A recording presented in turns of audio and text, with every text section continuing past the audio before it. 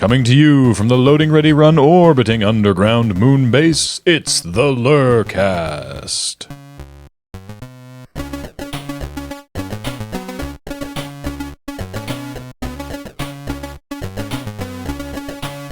The unit represent Beach and Cameron. Oh, hell. Balex. ABC. Yeah. Oh, shit. Whoa. The Alphabet Gang. Wow. Are you a wizard? Wizard, I think. Okay. You guys are not seated in alphabetical order. No. But they can't tell. Oh, No, speaking wait, of Wait, wizards. we've got video Beach. Oh, shit. They can see us. Beach, speaking of wizards, Snape kills Dumbledore. Well, that's 7 books I don't have to read. Hey! Like you were dude. going to What a anyways. no, I was done with that bullshit. Yeah. All right. I'm Cameron. I'm Alex. I'm Beach. And we're we're going to here- talk about spoilers. Yeah. This is the part 2 to This is the part 2. other spoiler. Yeah. To last week's part one spoilers. They probably covered all the useful stuff, so we have to cover all the useless stuff. Do we go right to the end of their podcast and We talk should. about their the end of their material? We should talk about spoilers about their podcast. Yeah, I exactly. quite So literally- James talks about this at this time round. I Yeah. quite literally did not want to listen to theirs in case they spoiled something that I cared about. Yeah. So that's So- my excuse. Maybe we should go through and talk about. Also, sorry, Okay, like spoiler warning on this podcast. Yeah. No. Specifically, what do we want to talk about in case people do care about spoilers? Are there any properties that we want to talk about in particular? Because I'm probably going to mention stuff about Game of Thrones. I think everything's fair game on this podcast because it is about spoilers. Yeah. Okay. But yeah, no, Game of Thrones is probably a good idea. I think it's really interesting that for the podcast where we're discussing spoilers, that you're like being very careful about making sure that you're not spoiling it for people. Well, that's, sure. I mean, no, that's interesting because that's what we're talking about. Yeah. Well, I mean, like, a spoilers podcast is something that, like, maybe you would listen to and then you wouldn't realize going into it that, you know, we're just going to ruin the end of whatever, something that you would plan to see. Yeah. because we're gonna do that. Yeah. So if you haven't seen any TV shows, movies, or finished all books, then maybe save this one until you have.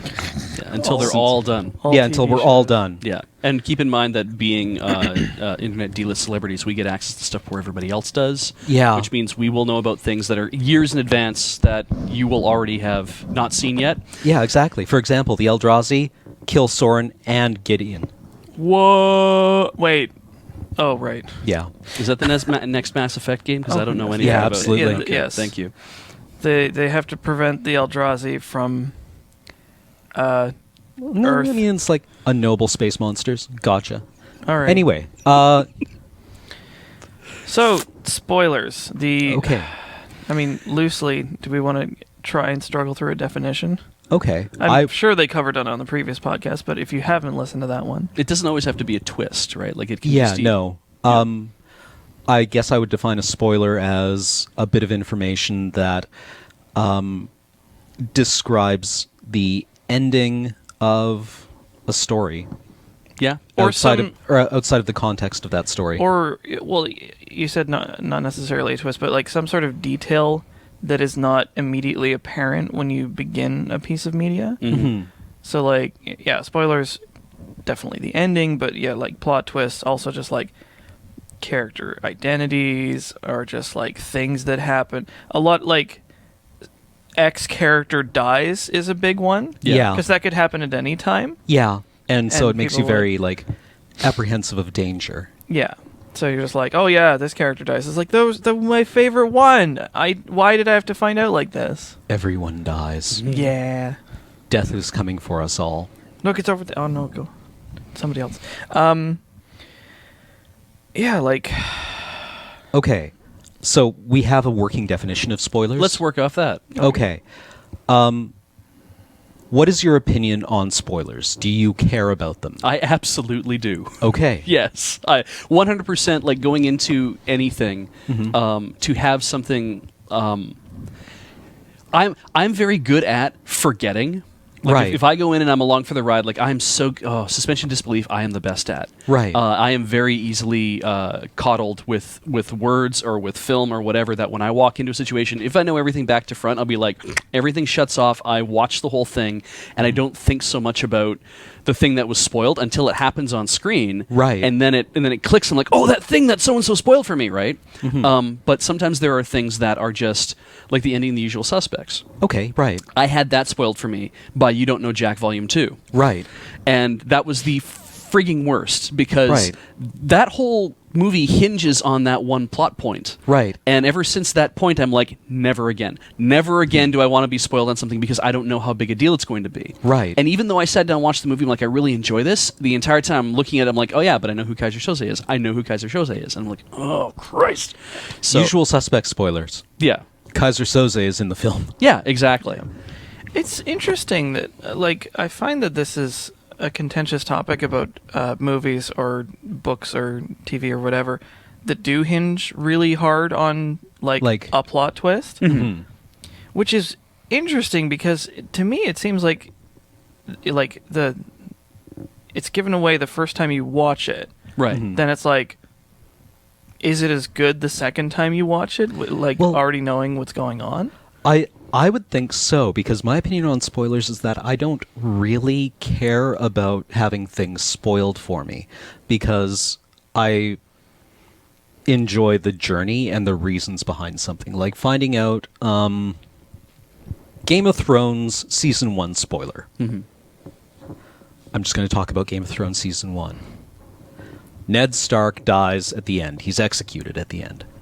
And the reason he is killed is much more interesting than the fact that he is killed. Okay. Yeah. I mean, that's sort of... Like, if you are familiar with the structure of these stories, then you can kind of... It's not surprising. It's not shocking, right? That he is executed for treason at the end. Because you can kind of... Knowing his character, knowing the character of the people around him, it's like... Well, obviously, telegraphed. yeah. Well, it's not telegraphed, but it's definitely a looming possibility. Oh, okay. In that instance in specific, if I can butt in from Oh, the, yeah, from, the, absolutely. from the production computer, that was when I learned that Game of Thrones was that kind of story. Right. Because right. most of the first season was Yeah, just it's- sort of generic fantasy. There's dragons, there's okay. kings and stuff, and it's like, oh, okay. And then, because I didn't know it was coming, then when Sean Bean, right, Biggest name in the show. the headlining actor for the show, Right. gets killed, not even in the last episode of the season, I'm like, okay, I'm what? I quite literally Yeah. thought, okay, so do they bring him back as a ghost? Yeah, I was like, it you was can't- very jarring to me. I was like, oh, holy crap. Okay, now have a better idea of where this is going. Yeah, gloves are off. Yeah, since then I've been. I agree with you, but that one, for me Yeah, anyway. okay, yeah. You know, That You was never the... forget your first time. your mileage may vary, but that's when I Yeah, realized that's when what- the show put you on notice. That's what when I realized what Game of Thrones was effing around with. okay. Okay, yeah. Which isn't to say, like,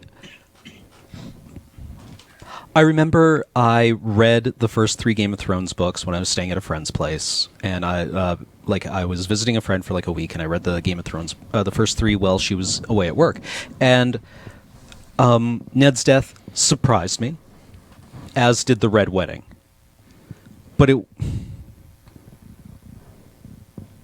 But you kind of felt But, like these but things you were also weren't inevitable. surprised? Yeah, like I knew that these characters were not long for the world. Yeah, I mean, Once they got into the situations they were in. what you're saying is it was more of like a as opposed to a what? Yeah. I mean, didn't someone criticize you for a Game of Thrones spoiler on Twitter the other day that was not even actually a spoiler? Yeah. Yeah, no, somebody tweeted at me on Twitter like another Game of Thrones spoiler for the end of season 5. If you're watching the show, plug your ears. But Stannis sacrifices his daughter, Shireen, and that to get good weather, basically, to go to Winterfell, because winter has set in and his troops are all starving and everything, so he sacrifices his daughter, which is the same thing Agamemnon did to Iphigenia to get good weather so the Greeks could sail to Troy. And like the Greeks hated that story so much. They hated the fact that Agamemnon did that. That one of the people I followed joked that it took half the plays in the Western canon to clear Agamemnon's name. Oh wow. Because they kept trying to say, no, she did it willingly. She did it willingly. Like she she was on board with it the whole time, and she wanted them to win so much that she gave up her life. And it's like, what if she didn't? What if she was frog marched to the altar and screaming the entire way, which is what happens. And it's also interesting to note that Stannis, who killed his younger brother Renly, and their house sigil is a stag, right? And Renly's crown had like antlers on it. Agamemnon had to kill Iphigenia because he had killed a sacred stag of Artemis on a hunt. And so the gods were pissed off at him, and that's why the weather was shitty. And that was how he had to clear his house. That's super interesting. Yeah. But what was your actual tweet? Oh, the actual tweet was, I was just talking about Iphigenia, I think. No, you just said spoilers for Game of Thrones. No, you didn't even say that. No, you I just didn't said say spoilers. You just said this week on Game of Thrones, Stannis continues to act like Stannis has always acted. Yeah. Well, yeah. That's not a spoiler. And I also retweeted somebody who said that, people in my TL super angry that Stannis does the exact same thing that Stannis has done in every other episode of this show. And they're like, this is so out of Spoilers? character. It's like, what show are you watching? See, well, in that case, it shouldn't be a spoiler at all. If it's like he acts the same way, and they're like, "Oh, but the thing he did is so out of character." It's kind of like, well, then you wouldn't have seen it coming, then would you have? Yeah, This no, is a and weird it's thing is like sometimes people seem to complain about spoilers. It's like, are you just really not perceptive? I don't this know. surprises And you? Maybe it was out of line to tweet that, right? And I felt kind of bad about it. But at the other hand, I'm like, Stannis is this character who has this incredibly dangerous personality trait where he thinks he's a tragic hero. And that means he thinks of himself as a hard man willing to do hard things to get to the greater good. Which means he's just super eager to hurt people in order to get his way. And he's like, I'm willing to make that sacrifice. And it's like, you're not making that sacrifice. Your daughter made that sacrifice. Your soldiers have made that sacrifice. Everyone around you has been sacrificed. That isn't you. I'm willing to make you a sacrifice. Yeah, I'm willing to sacrifice absolutely any y'all motherfuckers. I will voluntold for anything. Yeah. And it's like, because I am a tragic hero. And it's like, no. Excuse me. Well, I mean, you're hell-bent on it, and you're going to make everyone around you dead in order so that you can be the tragic hero that you imagine yourself to be. So, Oh dear. based on that, though, like based on the fact that people got really upset that you said a thing, and spoiler or not, but they're like, "Oh, you said a thing about Game of Thrones, and therefore that's a spoiler." But it was recent. Like, I mean, if you had gone Well, yeah, on it was your, like, I mean, I tweeted it that night, so Yeah. that's like statute of limitations. If you have a statute of limitations, that's pretty early. Well, right, Right. And I mean that because the way I feel about it is it's like a statute of limitations on spoiling something for somebody. The thing that I've always seen is like depending on the type of media it is, there is people have a different feeling about what it is you can and cannot do Right. and cannot say. Right, where if it's TV, and I think it's because TV is kind of ubiquitous. It's like you've got a week, maybe 2 weeks that Right. you have to shut up about it, and then you can talk about it online and say to whatever. When it's like a movie, which I think is less ubiquitous because it's something you literally have to pay almost $20 to go see now. Right. That's more of like, don't say anything to anyone about this for at least a couple years. Or like maybe while it's in theaters. Yeah, or while it's in theaters. I'm It's serious. like- It's a thing where it's like people are like, please don't for like a year until I get around to seeing this stuff. And it's like, I mean- it's becoming less and less that, I think. But I still Yeah, think there's but- that there. I also kind of don't like the idea that it's like, oh, don't talk about this movie because Yeah, you might like- spoil people. It's like, this is important and interesting, and I want to discuss Yeah, it. exactly. Are you gonna like Like, you what's the know- statute of limitations on us discussing the culture that we share here, right? Like, I mean, Usual Suspects, I don't think entered the cultural lexicon too much. No. I mean, like, but what's another really good example of? Well, I don't know. I like talking about Game of Thrones because everyone talks about Game of Thrones, Sure. and it's this thing that is kind of or that has a large presence in our pop culture right now. And if you think that culture is worth discussing, then pop culture has to be what I got forms the one that basis of happened to me Big that spoilers. Culture is worth discussing. Yeah. I got one that happened to me that relates to that. Is I was late to the game on Firefly, Oh, right. and so I didn't end up watching it until after everyone else has seen it and after Serenity came out and, Right. and all that. So, spoiler for Serenity if you're watching. We're sitting in a theater watching Knocked Up with Seth Rogen. with Seth Rogen and Catherine Banks. No, Elizabeth Banks. Elizabeth Banks. Sorry.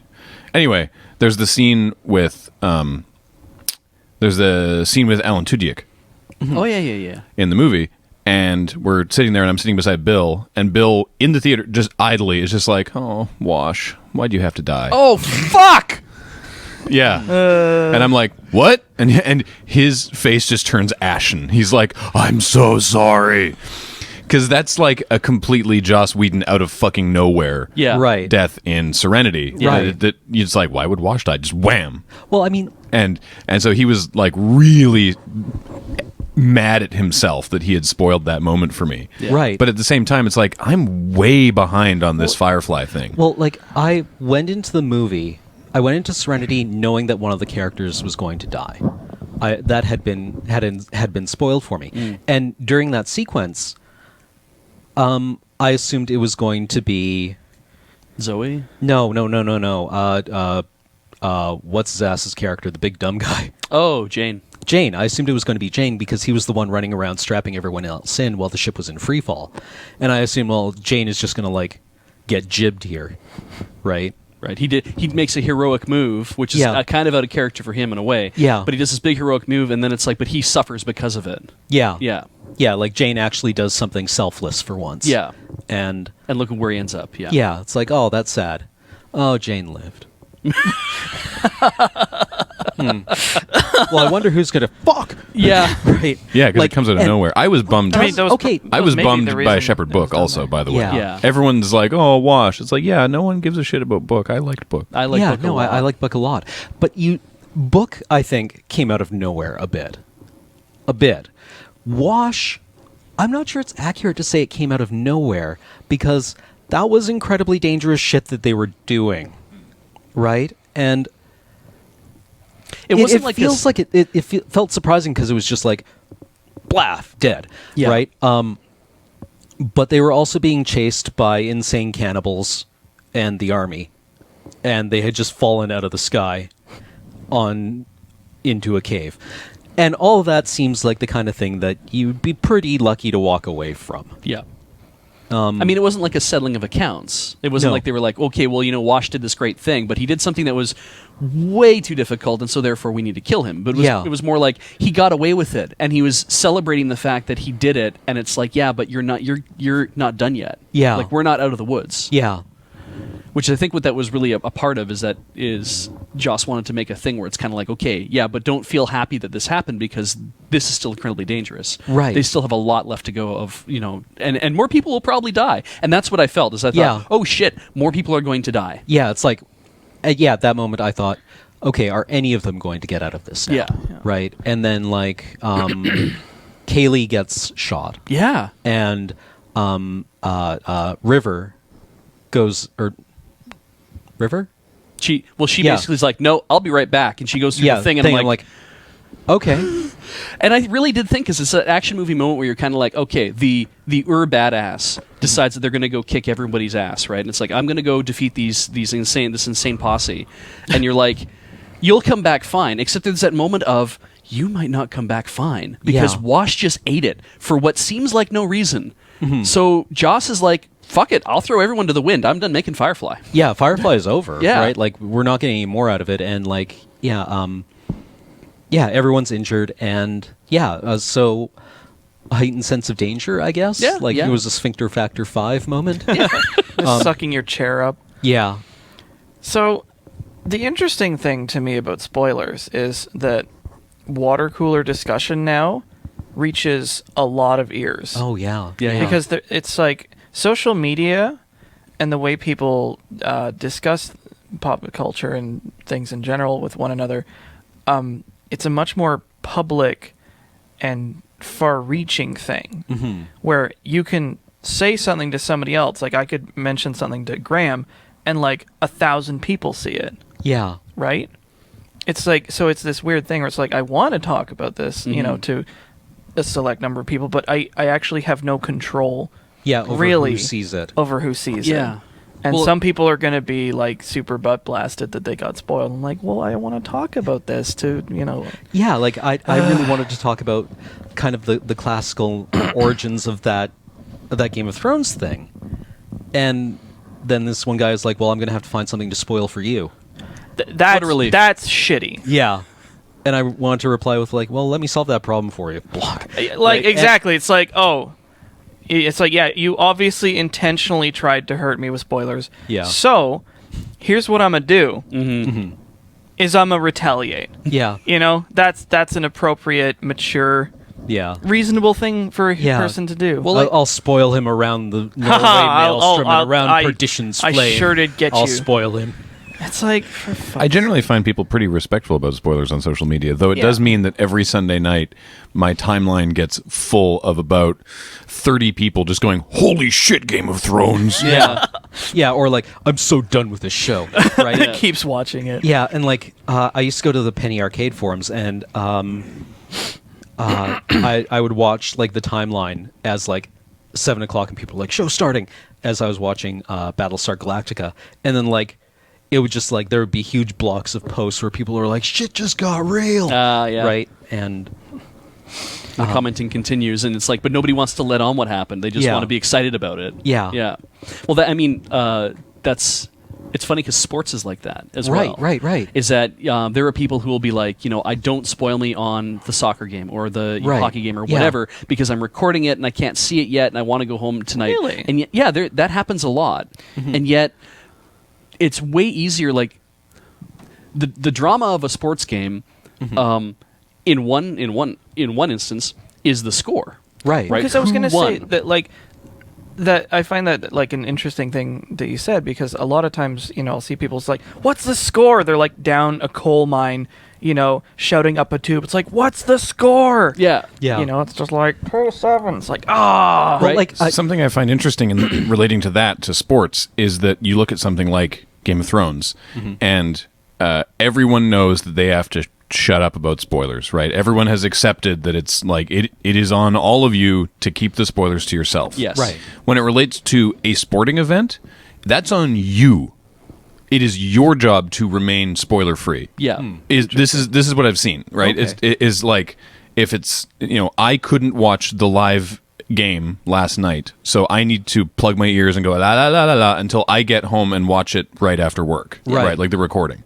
Whereas something like Game of Thrones or Breaking Bad, it's like no, none of you can tell me anything. I haven't had a chance to see it yet. Yeah, and if you break the spoiler embargo, then you're a bad person. Yeah, but I don't see that for sports. For sports, I right. see it that it's the person who missed the thing. Yeah, and they feel That's responsible, right? Because if they overhear, it's like if some dudes are talking. It's kind of like, oh yeah, and then you know the Rangers won 2-1, and then you're like, oh fuck, and then you lose it, but you're like, that's my own fault. I should have watched the game. Right. See, what I've found interesting in sports spoilers is not like the day after. It is the 2-second broadcast delay between online broadcasts, which is where I usually watch hockey games, and my Twitter feed. Right? Because I'll have it up on like two screens as I'm like browsing Twitter while the game is going on, and Wiggins will be tweeting like as like this play is unfolding in front of me, and I'm like, oh, okay, I don't need to worry about this then, right? And that's nice. Yeah. I think.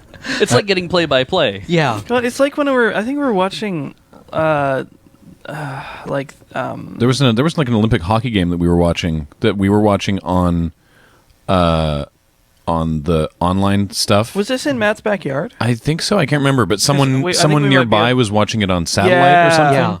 And so I can't remember who was ahead, but like one group would be like, "Oh, sweet," and then 20 seconds later, the other group would be like, "Oh, sweet." Yeah. Yeah, because we were watching like a play unfold, and then the house next to us just explodes, and then they score a goal. Yeah. Yeah, it's like like time's arrow is backwards here. Yeah. Cause and effect are all topsy turvy. It's pretty interesting. I kind of feel like it's funny because if we do you think that if we reported on like pop culture in that way, like what's the score?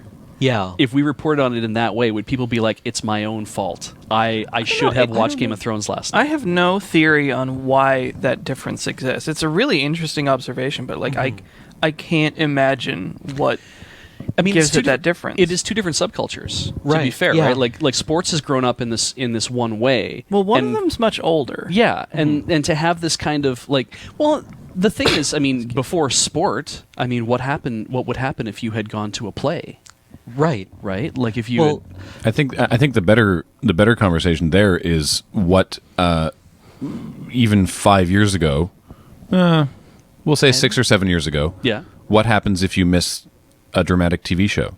yeah, exactly. You could tape it, but Yeah. not that many people Okay. did that. Like there's DVRs and stuff. So I guess like we're going back even further than that. Sure, but like a decade. 90s. yeah, in the 90s, what happens if you miss an episode of DS9? Well, you're Or- screwed. you wait till it well- comes up on syndication, or you find someone who taped it. Yeah. Well, what happened with Who Shot JR on Dallas, right? Where people like it was the talk of North America for however long their season break was. and it was then it was the talk of. Like Yeah. it wasn't like the shut up of. yeah. Yeah.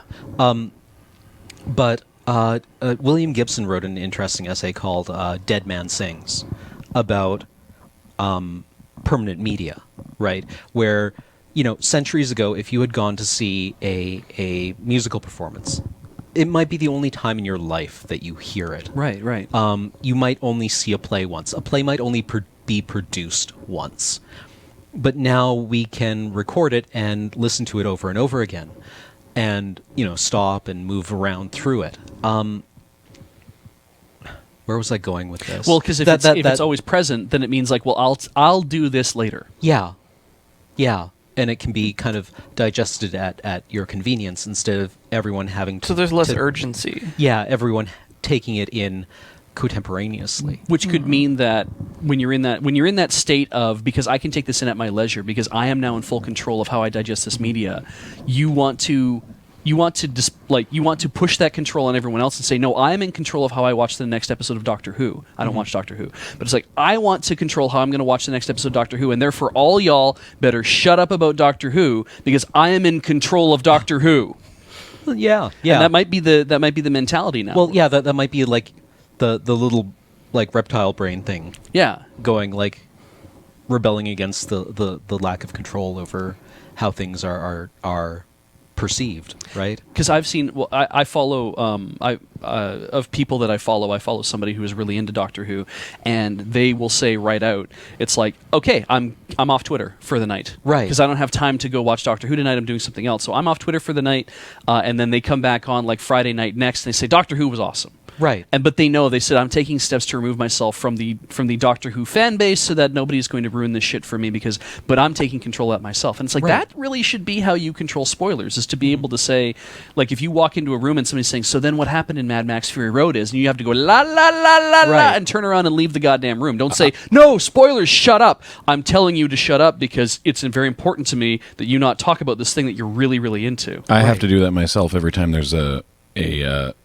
a big wrestling pay-per-view that I Yeah. can't Right, that I yeah. can't watch live. I'll I'll take steps to mute the hashtag, but that's assuming people Hashtag. use the hashtag Yeah, that's correctly. And always so the problem. frequently I'll find myself, there's about 2 or 3 people in my timeline who I will just be like, I'm just going to mute you for 24 hours because I don't want the chance that you'll say something. Right. Yeah.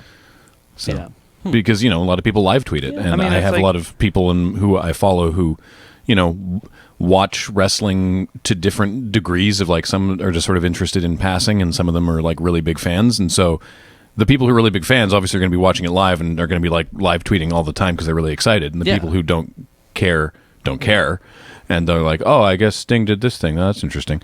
And so I'm like, well, I need to make sure that I'm okay here, because I actually care way more about the results of the storyline than the actual fighting. But you've also set for yourself your own statute. Like you've said that this live pay-per-view wrestling event. I'm going to mute these people for 24 hours because I don't have time to take it in for the next like 12 Right. hours or whatever. So you're basically saying anything beyond that, if I still haven't watched it, I guess I'm responsible that I should have probably gotten to consuming that media or accepted upon myself. Right. Because then now it's all about trade-offs, right? It's like I want to be on social media and I don't want to have to not follow these people for the next Yeah. week. Well, I mean, it varies by what the actual event is. Like WrestleMania, we'll watch live, Right. and then if we have to delay it, we'll usually only delay it by 1 or 2 days. And then there's the third tier of pay-per-view that I just don't care. It's like, what happened? Oh, so-and-so won the title? Oh, cool. Maybe I'll watch that, right? And it's like, but I just don't have time in the day to actually care about literally every piece of content they produce because, boy, they do a lot of stuff. But goes yeah, nuts. I do. I take that on as my own thing. I don't hold anyone else to Well, it's spoiling interesting wrestling. because like a lot of like there seems to be this sort of two camps of where the onus of avoiding spoilers falls on the individual or the public. And I mean, like, it seems the present company is more on the individual end, but people online, they really think that it's everybody else's job to keep them from getting spoiled. People on the internet feel entitled. What? Oh my god! Well, I mean, at the same time, you don't want to. I mean, at the same time, it's Yeah. a dick move to drive by a movie theater and yell Yell. "Snape kills Dumbledore" just Yeah. before. Yeah, I mean, to me, that's like a different thing. It's That's like, disrespect. That's Well, yeah. that's intentionally trying to spoil someone. Yeah. That is a very classic like dick spoiler, but it's just like there. It's like, I mean, there's a range between like seeking out someone who doesn't want to be spoiled and spoiling them, and just talking about it to your friends. Yeah, like the and water them cooler overhearing. conversation. Yeah, Yeah. I felt just like sorry. in retrospect, I felt bad about this thing I'm about to say. I felt bad about this, and yet also kind of not. We came out of Fury Road. Probably, must have been your 18th time watching it. I'm assuming Yeah, by yeah, this yeah. point. Okay, so we came out of Fury Road, and I'm overwhelmed by. And by the way, there's probably going to be spoilers coming out of my mouth, so I apologize. Oh, boy. But we come out of Fury Road, and I am agog at that movie. Right. Because as you had said, it's nothing I've ever seen before. Yeah. And the crux for me is that watching that movie and watching it be ridiculous all the way through, and to have that moment where Furiosa's not doing so well, Yeah. and to have Max be like, "Hey, no, it's okay," and it wasn't romance, No, but it was yeah. tenderness. Yeah, it was a moment of intense compassion Yeah. in a movie that is utterly devoid of like care yeah, or mercy or mercy. Yeah. Yeah, because Yeah. Furiosa's doing her job. Like I'm gonna get the wives out of here, and that's that. I mean, that's an act of great courage, but also compassion for what's happening to them. But we don't ever see what's happened to them, which is just a lot of inference. Yeah. But this moment of where Max is like, hey, no, it's okay. Like just hang on. You're gonna be fine. You're gonna be fine. And it broke my heart, like watching that, and I was damn near in tears because I just felt like, what a great turn to make in this incredibly violent environment to have this little moment and the Yeah. only moment. Yeah, of human contact. Yeah. Because then it has more impact because it's like used very sparingly. And I started talking about that as we were leaving the theater. Uh-huh. Like I was saying, and that moment where that thing happened, and he was so, and the fact that Max was like that, where he was, and I was trying to not give it away, but I was like, I can't stop myself from talking about Right, this because right. I really, really need to talk about this. Because like I went into that movie assuming Furiosa was going to die. Sure. Right, because that's how those stories go. Yeah. Right, like a sacrifice is made. Yeah. Right. And what I thought was interesting was that, well, I mean, like what's in, this is a really glib thing to say. What's interesting is that she doesn't, because Max uses his own trauma to save her.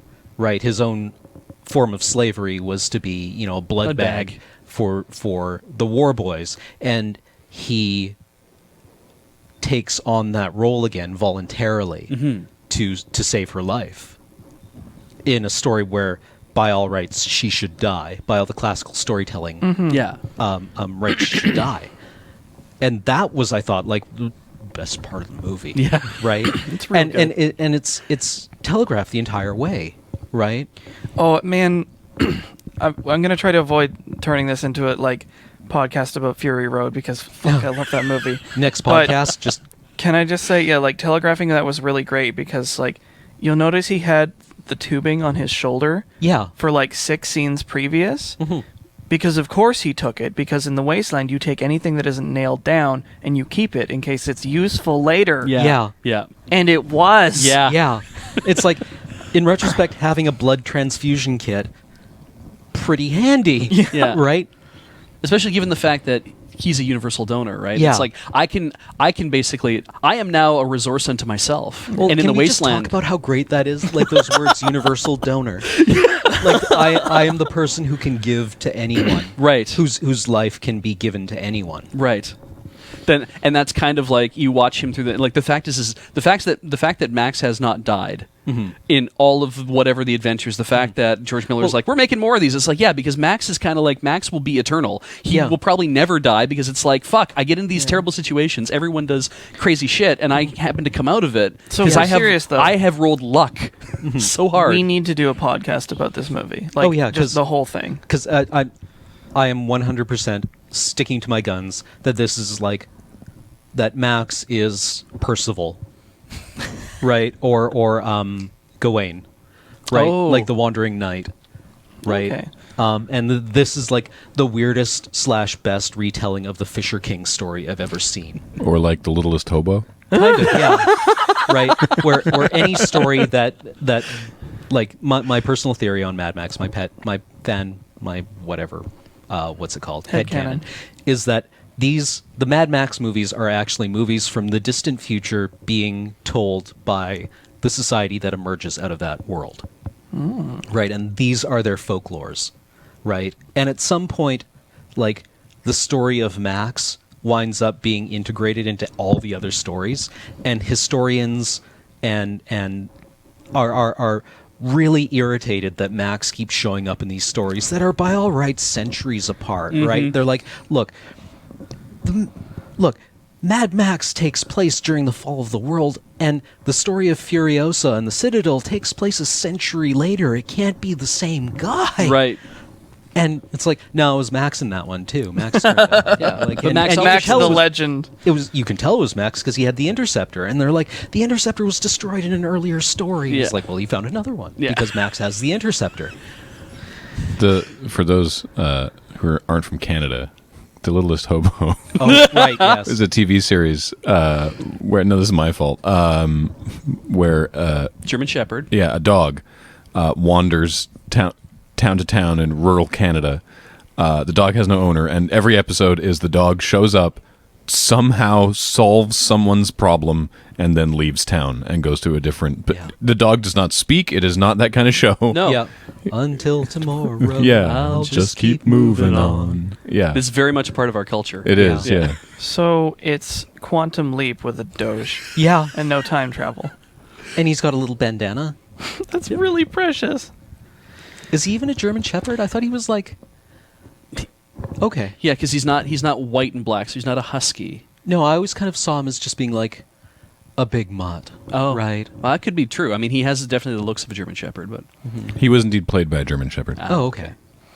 but yeah, but I mean that. So back to the actual spoiler thing in reference to that, the act of walking out of a theater and then giving away something. Obviously, that is basically Well, yeah, that's Yeah, you that's the should- prime asshole, right? Yeah. Like, Well, it's like I was telling the story before we started filming, but I remember reading somewhere somebody came out of Star Wars Episode 2 and very excitedly, as they were walking past the line going into the theater, very excitedly told his friend, like, if Yoda's dead, then who's that on Dagobah? yeah. And heads just turned. Oh, Right? See, now that's a courtesy that you want to uphold. It's just like when you get out of the theater, get away from earshot of the patrons about to see the shit. Yeah. Though, I mean, dropping a false spoiler Yeah. is kind of funny in its own right. Yeah. But, I mean, it's only funny to you because they're mad going into the theater to be like, I paid money to enjoy this thing and now you've Yeah. ruined this. And they Right. watch it like, what was that guy fucking... Oh, he got me! You know, like... Yeah. I just like leaving every movie theater proclaiming loudly, "I can't believe Darth Vader is Luke's dad." Yeah. Yeah. Just any movie. Yeah. As if they brought it up in the film you were watching. Yeah. Just like, did they? That That, would I be mean, weird. that is a spoiler where it's like, well, and that's funny too.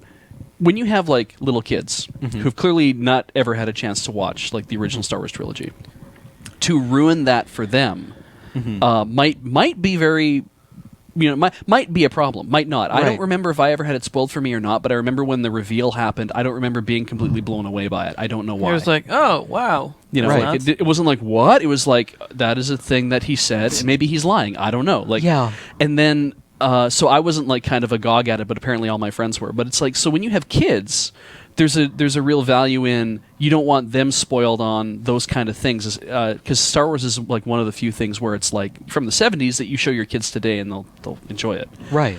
So. if they have any goddamn taste. But you could spoil Citizen Kane for your children, Yeah. and they won't give a shit. I'm certain. well, because Yeah. they wouldn't give a shit about that movie anyway. No, Yeah. exactly.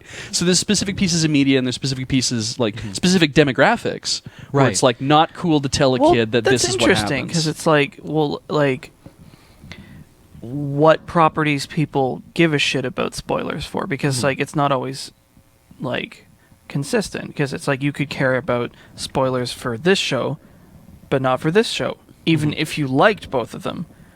Or like you could give a shit about, spoilers for something that you really like, and then there's a show that is popular but you don't give a rat's ass about, and you're like, I don't care about spoilers. Yeah. So yeah, I guess I mean that might be more of a case for avoiding spoilers being more of a thing that you have to undertake as an individual, because like there's no bubble above your head saying these are the things I care about, these are the things I don't want you to spoil, et cetera, et cetera, et cetera, et cetera. Yeah.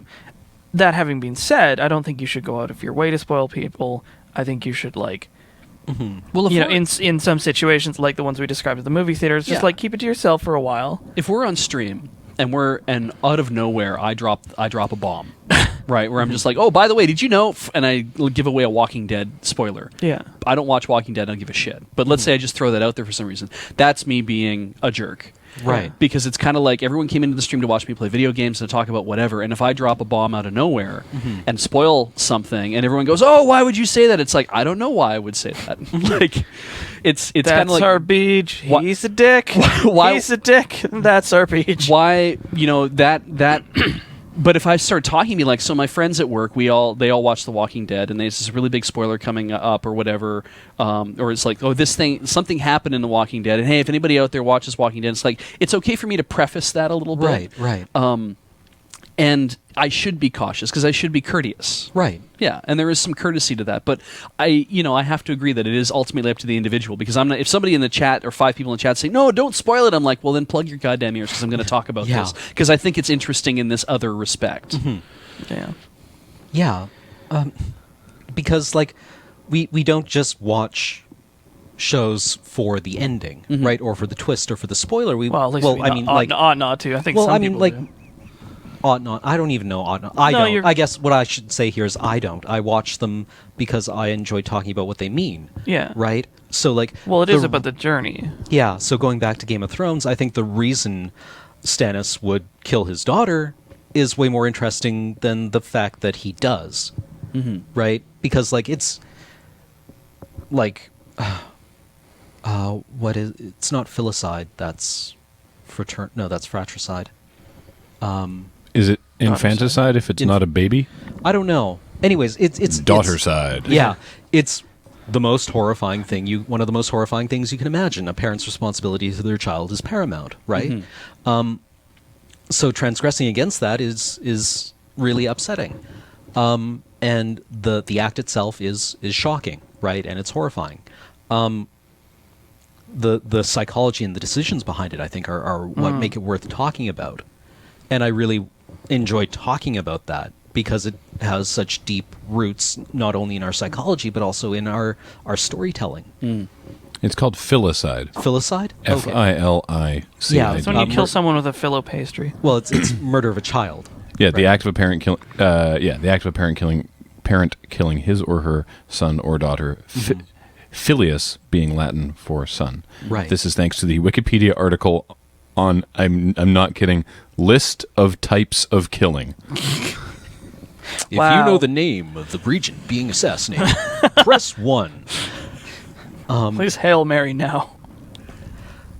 Where was I going with that? Is it the fact that because it's important, like the conversation is important because it's like it gives us a conversation. Yeah. It isn't just a beginning. Did you watch this last night? Yeah, me too. Let's move on. Yeah. It's really like, did you watch this last night? Yeah. What are the implications? Yeah. Why did this bother us so much? Yeah, yeah. And like the idea that like maybe it works. It should work. Our stories tell us it works. Yeah. Right? It's always worked for him the reason it's not such a huge surprise is that every time he's done this it's worked out for him. And now he's just like, well, this is what I got to do. Right. Right? So if it works for him again, then he wins. Yeah. And he's fighting people we hate. Yeah. So maybe it is ambiguity. maybe Yeah. it is a proper sacrifice. And Yeah, it's like, what defines proper? You know. yeah. Anyways, I'm going to be watching Game of Thrones again tonight, even though I got really mad at it earlier. So, spoilers. Yeah. Well, do we have any favorite spoilers we can think of? Favorite or least favorite, or just classic. Like, I mean, you brought up the Snape kills. Well, I think I brought up the Snape kills Dumbledore, which was just like, oh dear. I think my favorite might be actually in The Matrix. The first Matrix. Oh yeah. That Morpheus lives.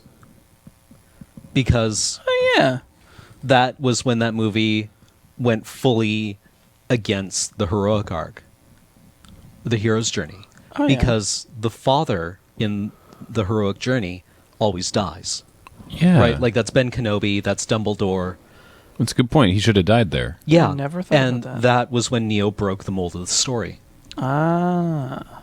Right? That's Because super Morpheus cool. made I a never thought about sacrifice. that. He made the sacrifice to protect Neo, which is the father's sacrifice. Yeah. And Neo says no. Hell and no. goes into the mouth of the beast and rescues him. And that was when The Matrix announced that it was not retelling that story, it was challenging that story and challenging that narrative. I think we really need to watch that movie again. In fact, we have to do a commentary on it. 'cause, Yeah. like, it is a very interesting, Yeah. very culturally relevant film. Yeah, and it's not like everyone says, oh, it's just philosophy 101. And it is to a large extent, but it's doing some interesting things with it as well that I think are worth discussing. I also don't think that it's fair to criticize The Matrix for literally the rest of Western action cinema for the 10 years that followed it. Yeah.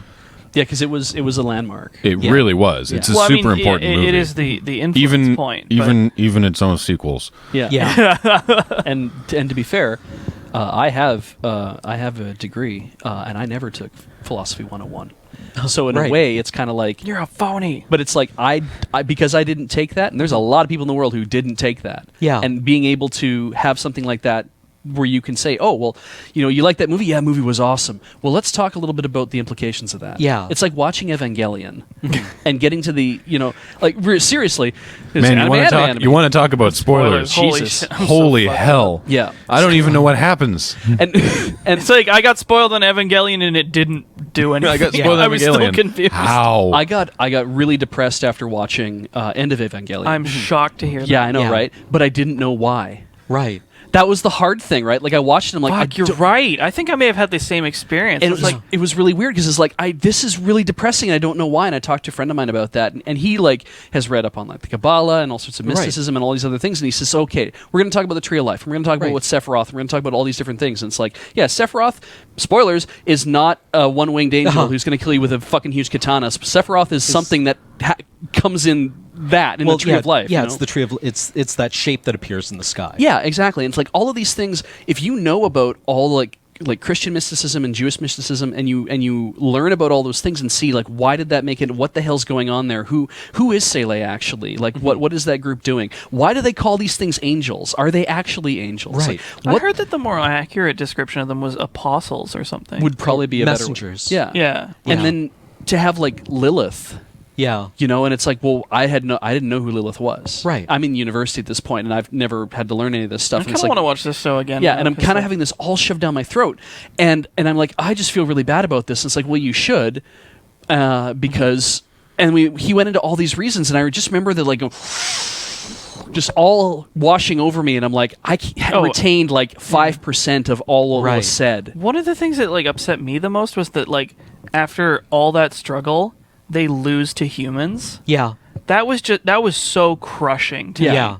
I was like, they fought so hard and for so long, and they just get betrayed by their own team. Yeah. And Spoilers. But it was so very, like, coming out of that. Like, I thought that the people always think I'm an idiot, but I really liked the ending to the TV series because I did too. I loved how ambiguous it was. I loved the fact that it's like we're gonna throw a lot of words at you, and we're gonna put a lot of stuff on screen that you can't read because you're English, but whatever. But it's like we're gonna keep doing this stuff, and yes, when you know that it's because they ran out of budget, it's like okay, yeah, they ran out of budget. Yet there's an artful way that it got laid out. Well, and it's a happy ending. And it is a happy ending. Right. And then everyone got pissed off, and it's like, okay, well, then I'll give you the actual ending. This is what actually is supposed to I'll happen. give you what you want. Yeah. You wanted a battle scene, did you? Yeah. Well, Okay. this is what happens. And Here's your battle scene. I can't listen to Come Susur Todd without feeling like I'm about to cry. Yeah. And I never knew why. Yeah. And still to this day, I still don't have a good handle on that. Yeah, like But that is one of those things where it's like, even having all that spoiled, like knowing all those things, doesn't change the arc of that movie. Yeah. Well, like similarly, the another ending that I think really struck me was the ending to Battlestar Galactica, right? Where my friend Mia and I will talk about it, and we're like, yeah, it's a real shame that show ended like that the broadcast died half an hour from the ending. I would have loved to known how it was supposed to end, and all the tapes were destroyed, and nobody will ever know what was supposed to happen at the end of that show. Because spoilers for Battlestar Galactica, at the end, they don't lose, they win, and this is something the show was really good at doing. It gave you everything you wanted badly. ooh, It's like a genie's wish. Yeah. So at the end of Battlestar Galactica, they kick the Cylons' ass. They kick their ass. They go to their home base. They literally kick it into a black hole, and they eradicate the Cylons. And they find Earth, and they colonize it, and it turns out that it all took place in the distant, distant past, and that we are their descendants. And they throw all their technology into the sun, and they live as cave people on a new Earth. And I was like, that took everything that this show is building towards and threw it in the garbage, right? into the sun. Yeah, into the sun. And what I realized then was like, they gave up. They were tired, and they gave up. And now, because we are their descendants, we have inherited their responsibility to make peace with their technology. And instead of surrendering or eradicating it or committing genocide against it, we have to make peace with what we've created, because that was the responsibility that they abrogated. And that's interesting. But I wanted to see them make that peace, because when you go to war against your post-singular, like against your hyper intelligent machine offspring, literally on the horizon of a singularity, you expect something to happen. Like maybe they synthesize and live in peace in this, in this ship on the edge of God forever, and that's your happy ending, right? That they are able to make this resolution with themselves instead of being like, we win. Right? Just Cena'd right out. Yeah. And if I had known that, I'm not sure I would have gotten invested in the show. Meh. Yeah. I mean, it's weird about how, like, endings can sometimes, like, make or break a thing. And then you try really hard to just, like, enjoy the rest of it except the ending. Or vice also versa. the other That thing happens a about lot with video games, and that is much more a like Ham was saying, that's much more a journey than a destination. Yeah, thing. no, like video games are really a journey. like there's, because you put so much time into them. Frequently, you'll get reviews of video games. It's like, oh, this game was awesome, shitty ending, but really, really good game. Yeah. Well, like Mass that Effect gets 3, said a right? lot. Yeah. Oh, you're going there, are you? Yep. Let's. I would enjoy this. I actually haven't played the DLC Mass Effect 3 ending, but video games are actually like, this is one of the things where we realize how immature video games are as a storytelling medium. They are because real in immature. order for one of the only ways that people seem to be able to end a story is giving the player a choice, right? A Right, really like- shitty binary choice a lot of the time. Because of the way that we interact with video games, that usually amounts to going up to a switch, right?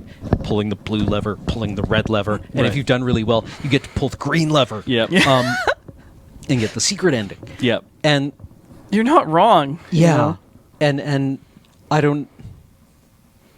As a medium, they're so mature that I don't know how else to do that, right? Because, like, I mean, like the Castlevania games, I remember way back when beating Castlevania 2 and finding out that Simon died at the end. Mm-hmm. And that was because I was like 8 when I played it, and it took me 75 years to finish the game. And so, Sounds like, about right. I got the bad ending. Yeah. But if you do well, and I didn't know that, and that was kind of like sad for me. Yeah. Because, like, what do you mean I have to beat the game in 2 hours in order to get the good? How is good that even ending? possible? Yeah. Yeah. Yeah.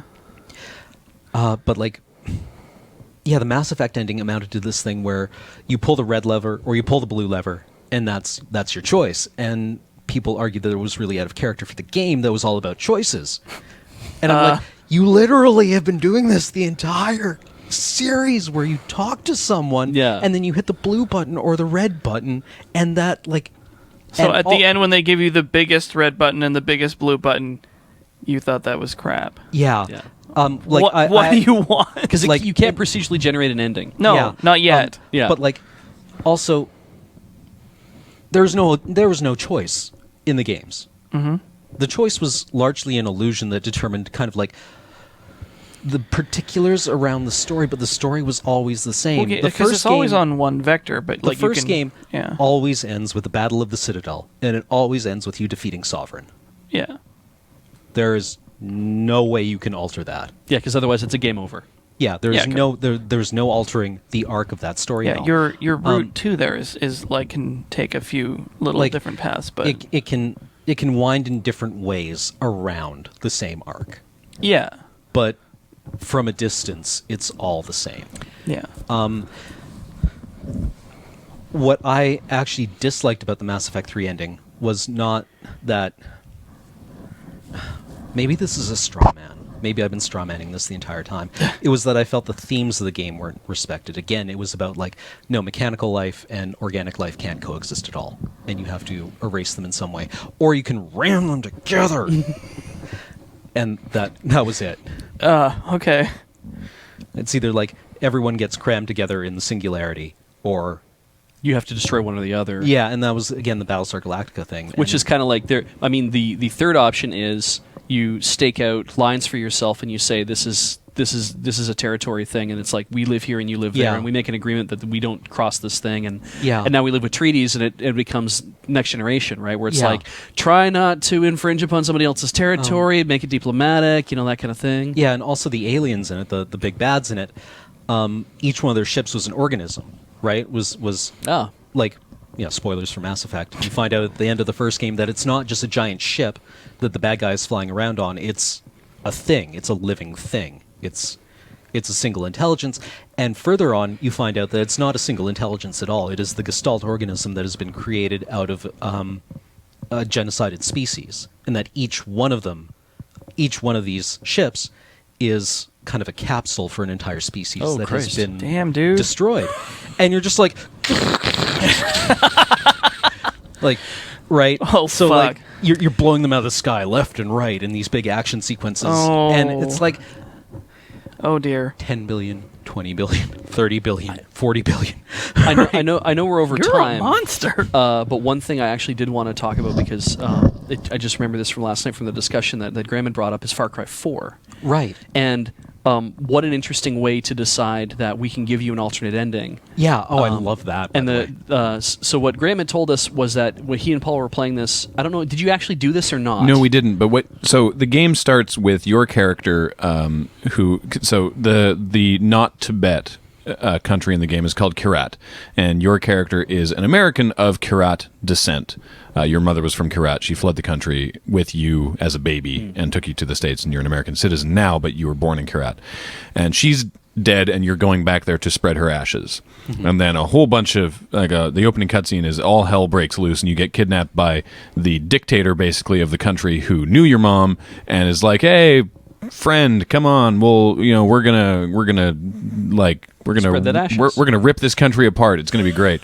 And so you at the end of the cutscene, you're at a dinner basically with him and one of the rebels, and he's like, "Oh, okay, I'm just gonna go torture this guy. So just chill here for like 10 minutes." And he leaves, and then you can explore around and you walk around, and then the rebels bust into his place and take you away, and then you spend the game fighting with the rebels to overthrow this guy.